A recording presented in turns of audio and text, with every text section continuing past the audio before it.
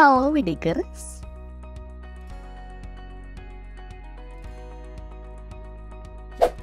Papua adalah salah satu provinsi di Indonesia yang kaya akan sumber daya alam, termasuk gas alam. Beberapa perusahaan dan pemerintah telah melakukan eksplorasi dan pengeboran di wilayah ini untuk mencari ladang gas dan minyak bumi. Kasuri merupakan salah satu daerah di Papua yang menjadi perhatian dalam penelitian dan eksplorasi sumber daya alam ini. Lantas bagaimana ladang gas di Kasuri, Papua? Mari kita bongkar. Satuan Kerja Khusus Pelaksana Kegiatan Usaha Hulu Migas atau SKK Migas kini sedang berusaha menyelesaikan upaya monetisasi gas dari lapangan asap, Kido, dan Merah yang dikelola Genting Oil Kasuri di Blok Kasuari, Papua Barat. Genting Oil Kasuri TLTD adalah entitas Genting di grup yang dikendalikan oleh Taipan dan pengusaha resort judi asal Malaysia, Lim Kok Thai. SKK Migas menargetkan blok yang dikelola Genting Oil Kasuri ini bisa beroperasi komersial pada tahun 2025 atau 2026 mendatang, setelah tertunda sejak hak pengelolaan dipegang pada tahun 2008. Pada Februari 2017, SKK Migas menyatakan bahwa target operasional blok Kasuri milik Genting Oil Kasuri (APTI Ltd) mundur dari jadwal seharusnya, yakni tahun 2019. Pasalnya, penyerapan gas menunggu kesepian industri petrokimia yang didirikan di kawasan industri Teluk Bintuni. Saat itu pemerintah telah menetapkan gas blok Kasuri sebagai kompleks industri petrokimia yang dibangun PT Pupuk Indonesia. Hal ini dicapai setelah Genting Oil sebelumnya mengalami hambatan komersialisasi untuk gas dari wilayah kerja yang berlokasi di Papua Barat. Kondisi ini berimbas pada aspek keekonomian proyek yang belum terestimasi dengan baik, sehingga pemerintah belum memberikan persetujuan rencana pengembangan atau Plan of Development Blok Kasuri. Padahal, persetujuan ini seharusnya ditekan akhir tahun 2016 agar Blok Kasuri bisa beroperasi sesuai jadwal. Saat itu produksi blok Kasuri diprediksi bisa mencapai 285 mmscfd dan bisa on stream di tahun 2019. Perusahaan asal Malaysia, Genting Oil, telah melakukan kegiatan eksplorasi pengeboran di 10 sumur di Lapangan Merah, Lapangan Asap, dan Lapangan Kido. Pada tahun berselang, Menteri Energi dan Sumber Daya Mineral Arifin Tasrif mengungkapkan bahwa pemerintah telah merevisi rencana pengembangan lapangan gas asap, Kido dan Merah di Kasuri, Papua Barat, dengan meningkatkan kapasitasnya menjadi 2 kali lipat. Peningkatan kapasitas gas juga diperuntukkan bagi pembangunan satu pabrik pupuk di Papua. Adapun revisi Plan of Development dilakukan oleh Genting Oil dan PT Pupuk Kaltim, di mana sebagian gas dari lapangan asap, Kido dan Merah digunakan untuk memproduksi LNG untuk energi.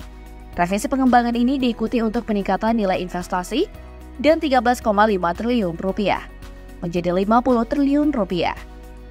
Lebih lanjut, hasil perubahan atas persetujuan Plan of Development 1 untuk gas in place dari 1.735 miliar standar kaki kubik per hari naik menjadi 2.673,37 BSCF. Sementara itu, potensi cadangan naik dari 1.031,33 BSCF menjadi 2.244,45 BSCF. Saat ini Genting Oil selaku pengelola telah menyatakan kesediaan membangun fasilitas LNG bersama PT Pupuk Kaltim. Lewat kerjasama itu, Genting Oil wajib mendistribusikan mayoritas produksi LNG untuk pabrik pupuk milik PKT yang dibangun dengan nilai investasi sekitar 1,5 miliar dolar Amerika Serikat.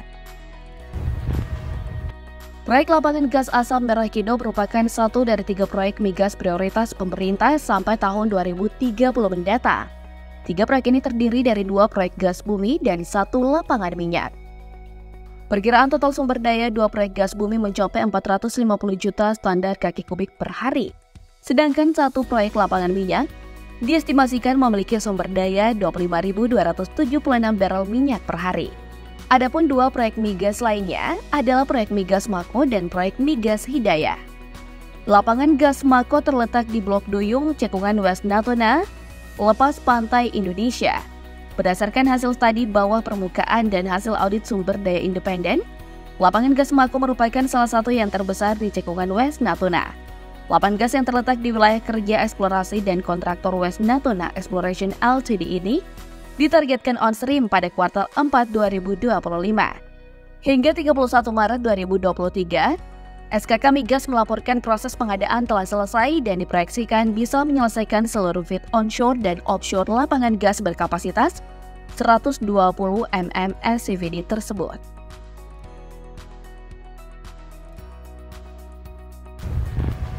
Selanjutnya, ada pengembangan lapangan minyak Hidayah yang terletak di WK North Madura 2.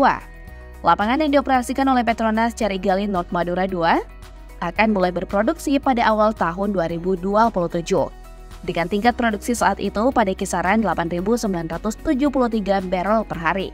Lapangan ini akan mencapai puncak produksi pada tahun 2033 dengan kisaran produksi 25.276 bph. SKK Migas menargetkan feed 50% setelah pada 2023. Sejauh ini, proses pengembangan lapangan tersebut telah sampai pada penyampaian AV dan GNG kepada pihak SKK Migas.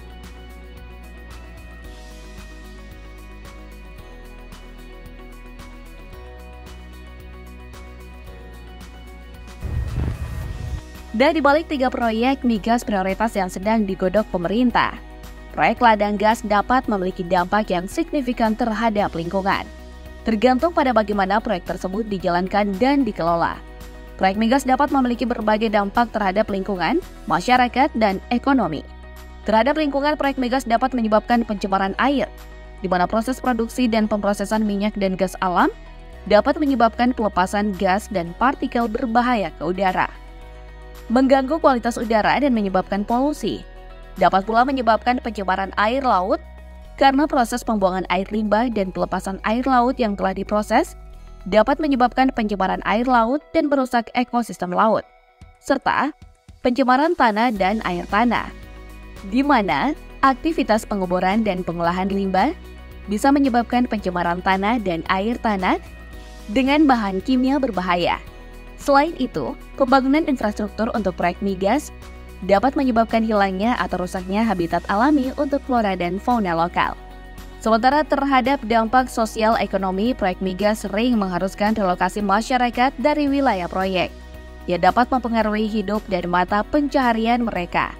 Namun proyek migas dapat menciptakan lapangan kerja dan memberikan kontribusi terhadap ekonomi daerah, walau dapat menimbulkan ketergantungan pada industri minyak dan gas. Dampak lain yang dapat muncul dari proyek migas adalah dampak terhadap pemanasan global, yakni emisi gas rumah kaca, sebab proses produksi dan transportasi minyak dan gas dapat menghasilkan emisi gas rumah kaca seperti karbon dioksida dan metana, yang berkontribusi pada perubahan iklim dan pemanasan global.